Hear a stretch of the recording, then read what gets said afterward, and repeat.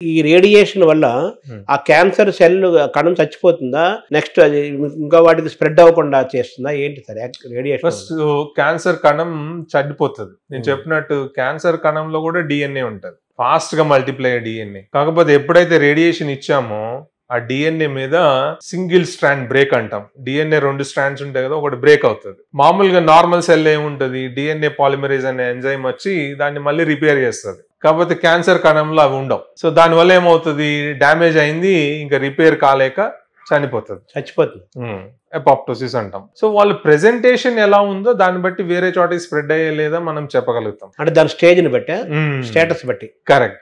ఇప్పుడు head and neck cancer వాళ్ళు వచ్చారు, ఓన్లీ చిన్నగానే ఉంది, గొంతు లోపలే ఉంది అనుకోండి, అవి ఎక్కువగా స్ప్రెడ్ అయ్యే అవకాశం లేదు. పెద్ద పెద్ద లింఫ్ నోడ్స్ వస్తారు కొంతమంది.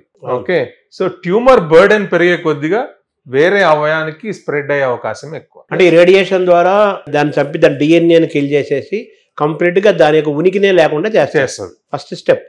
సెకండ్, వేరే ఆర్గాన్స్ స్ప్రెడ్ అవ్వకుండా కూడా కంట్రోల్ చేస్తుంది. కరెక్ట్. ఈ లోపల అవి స్ప్రెడ్ అవ్వకుండా అక్కడ మనం డ్యామేజ్ చేస్తున్నాం కదా, సో దానికి స్ప్రెడ్ అయ్యే గుణం తగ్గిపోతుంది. కాకపోతే కొన్ని క్యాన్సర్లు ఉంటాయి దాని స్వతహాగా స్ప్రెడ్ అయ్యే గుణం ఉంటుంది. ఇప్పుడు లంగ్ క్యాన్సర్ ఉంది అనుకోండి, మనకి తెలిసే లోపల చాలా మంది స్టేజ్ 4 లో వస్తారు, క్విక్ గా అది స్ప్రెడ్ అయిపోతుంది. ఎక్కువ శాతం బ్రెయిన్ కి వెళ్ళటం అట్లాంటివి జరుగుతుంది అనమాట. దాని మీద అక్కడ రేడియేషన్ ఎలా దాన్ని ఉపయోగపడుతుంది రేడియేషన్? సో ఇప్పుడు ఏం చేస్తామంటే ఇమ్యూనోథెరపీ ఇవన్నీ వచ్చినాయి. ఆల్రెడీ లంగ్ క్యాన్సర్ వచ్చిన వాళ్ళకి స్మోకింగ్ హిస్టరీ లేదు, ఆడవాళ్ళు ఉన్నారు, స్ప్రెడ్ అయిపోయింది. వాళ్ళకి ఏం చేస్తారు, బయాప్సీ చేసినప్పుడు మాలిక్యులర్ స్టడీస్ లేకపోతే NGS అని చేస్తారు. మనకి ఏమన్నా టార్గెటబుల్ మ్యూటేషన్స్ ఉన్నాయా, EGFR అని, ఆల్క్ అని, ROS1 అని, ఇప్పుడు చాలా కొత్తవి వచ్చాయన్నమాట. ఈ టార్గెటబుల్ మ్యూటేషన్ ఉన్నప్పుడు ఏమవుతుందంటే ఆ క్యాన్సర్ కణం మీద ఈ మ్యూటేషన్ ఉంది. సో రెగ్యులర్ కీమోథెరపీ చేసే బదులు వాళ్ళని ఓరల్ టాబ్లెట్స్ మీద పెట్టుకునేదానికి ఆస్కారం. ఈ టాబ్లెట్స్ పెట్టుకున్న వల్ల even stage 4 cancer patients survival, ఒకప్పుడు స్టేజ్ 4 అంటే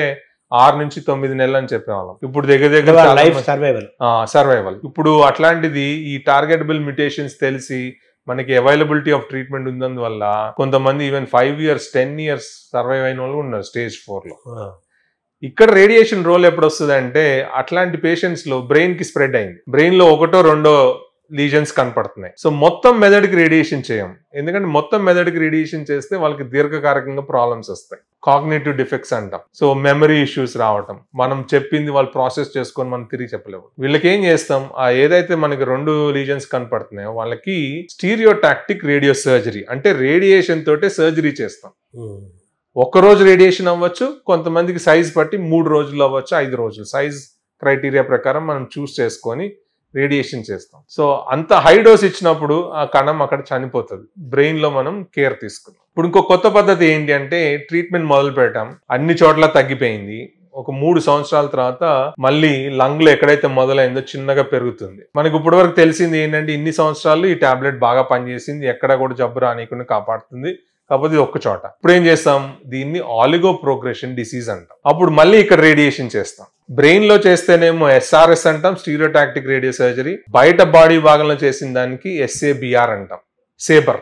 మనకి హీమ్యాన్ ఒక కత్తి పట్టుకునేవాడు కదా, సేబర్ అంటారు. సో ఇది కూడా ఒక నైఫ్ లాంటిది, స్టీరియోటాక్టిక్ అబిలేటివ్ బాడీ రేడియోథెరపీ. సో ఇక్కడ కూడా ఇంచుమించు 3 రోజులు కానీ 5 రోజులు లేకపోతే 8 రోజులు రేడియేషన్, అది ఎంత దగ్గరగా ఉంది ఇంపార్టెంట్ స్ట్రక్చర్స్ చూసుకొని రేడియేషన్ అనేది డెలివర్ చేయడం జరుగుతుంది. సో ఈ క్యూరేటివ్ లో నుంచే ఇప్పుడు కొత్తగా వచ్చిన పదం ఆలిగో ప్రోగ్రెషన్ డిసీజ్ లో వాళ్ళలో కూడా మళ్ళీ రేడియేషన్ అనేది చేయడం జరుగుతుంది. సో ఇట్లా చేసిన వాళ్ళు ఏమవుతుంది, అదే మెడిసిన్ వాళ్ళు కంటిన్యూ చేయగలుగుతారు. ఎక్కడైతే క్యాన్సర్ పెరిగిందో దాన్ని మళ్ళీ మనం క్లియర్ చేయడం జరిగింది, వాళ్ళ సర్వైవల్ మళ్ళీ పెరుగుతుంది. రేడియేషన్ ట్రీట్మెంట్ ఇచ్చే టైంలో అది పేషెంట్ కి పెయిన్ఫుల్ గా ఉంటుందా, మామూలుగా ఉంటుందా? ఇప్పుడు మనకి ఛాతీ ఎక్స్రే చేస్తే ఏమన్నా తెలుస్తుందా మనకి? ఏం తెలియదు. సో ఎక్స్రే కణం మనకి కంటికి కనపడదు, మనకి ఒంటికి తగిలినా కూడా కనపడదు. మనం యూజ్ చేసేది 6 మెగావోల్టేజ్ ఎక్స్రేస్. ఎక్స్రే మామూలు రెగ్యులర్ డయాగ్నోస్టిక్ ఎక్స్రే వచ్చి 120 కిలో వోల్టేజ్. ఇక్కడ ఏంటంటే 6 మెగావోల్టేజ్ నుంచి 10 మెగావోల్టేజ్, ఒక్కొక్కసారి 15 మెగావోల్టేజ్ కూడా వాడటం జరుగుతుంది. కాకపోతే రేడియేషన్ చేసేటప్పుడు మనిషికి ఏ భాగంకి రేడియేషన్ చేస్తామో దాన్ని ఇమ్మొబిలైజేషన్ అని చేస్తాం. బ్రెయిన్ కి ఇమ్మొబిలైజేషన్ అంటే అనస్థీషియా లాంటిదా? లేదు, ఒక థర్మోప్లాస్టిక్ మాస్క్ లాంటిది, కస్టమైజ్ ప్రతి పేషెంట్ కి చేస్తాం. ఈ కారణం ఏంటి అంటే మనం ఎంత పడుకున్నా కానీ కదలకుండా ఉండలేం, రేడియేషన్ ఇచ్చినప్పుడు చాలా ప్రిసైజ్ గా మనం ఎక్కడ ఇవ్వాలనుకుంటున్నామో నిర్దిష్టంగా అక్కడే ఇవ్వాలి. మొబిలిటీ లేకుండా చేస్తారు. సో పేషెంట్ కదులుతున్నారు అనుకోండి, ఒక రోజు ఒక దగ్గరికి వెళ్తుంది, ఒక రోజు ఒక దగ్గరికి వెళ్తుంది. సో ఆ కదలకుండా ఉండటం కోసం ఆ ఇమ్మొబిలైజేషన్ అనేది చేస్తాం. ఆ ఇమ్మొబిలైజేషన్ కొంచెం స్టిఫ్ గా ఉంటది. సో దానివల్ల ఏంటి, డైలీ ఎర్రర్స్ అనేది తక్కువ అవుతాయి. మనం రేడియేషన్ టార్గెట్ చేసినప్పుడు మనం ఎక్కడ ఇవ్వాలనుకుంటున్నామో 100% అక్కడే ఇవ్వడం జరుగుతుంది. అంటే దాని తర్వాత రేడియేషన్ ఇచ్చిన తర్వాత మళ్ళీ నార్మల్సీకి వస్తుంది. అది కాస్ట్ అనేది ఒకసారి ఫస్ట్ మొదటి రోజు తయారు చేస్తాం. ఆ కాస్ట్ అనేది ఆ పేషెంట్ కి ఎన్ని రోజులు రేడియేషన్ ఇవ్వాలో ఆయనకి అది రెగ్యులర్ గా యూజ్ చేయడం జరుగుతుంది. అయిపోయిన తర్వాత అది తీసేస్తారు.